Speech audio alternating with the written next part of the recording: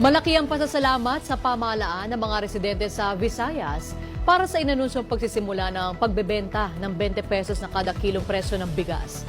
Anila malaking ginhawa ito para sa kanilang gastusin sa pang-araw-araw. Para sa detalye, may ulat si Rena Madubag Dagoon. Isang malaking ginhawa para sa mga residente sa Visayas ang inanunsyong pagpapatupad ng bentahan ng 20 pesos na kada kilo ng bigas sa mga palengke.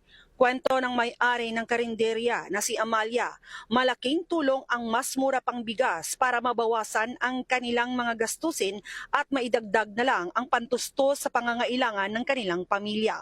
Mayo man dako nga mabulig nila sa pamuluyo pag makaabel sila sang mayo nga barato gid nga bugas. Emosyonal namang nagpasalamat si Merlin para sa masigasig na pagsusulong ng pamahalaan para may sakatuparan ang campaign promise ng Pangulo. Mahambal ko lang kay BBM, gintuman niya gid nga pangako.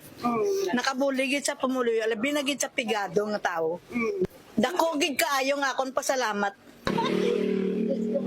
Ay, na-emosyonal ka. Git din kasi ni Josephine, napakalaking ginhawa nito para sa gaya niyang single parent. Gay makasako nga mamutos oling para makakaon. Para makabakal ko bugas sa matagadlaw nga tanan.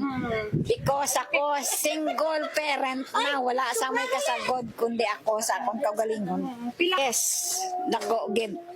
Ang nalalapit ng pilot implementation ng 20 pesos na kada kilo ng bigas sa Visayas ay kasabay pa rin ng pagbebenta ng murang bigas at iba pang bilihin sa kadiwa ng Pangulo Stores sa iba't ibang bahagi ng bansa. Rena Manubag, Dagoon, IBC News.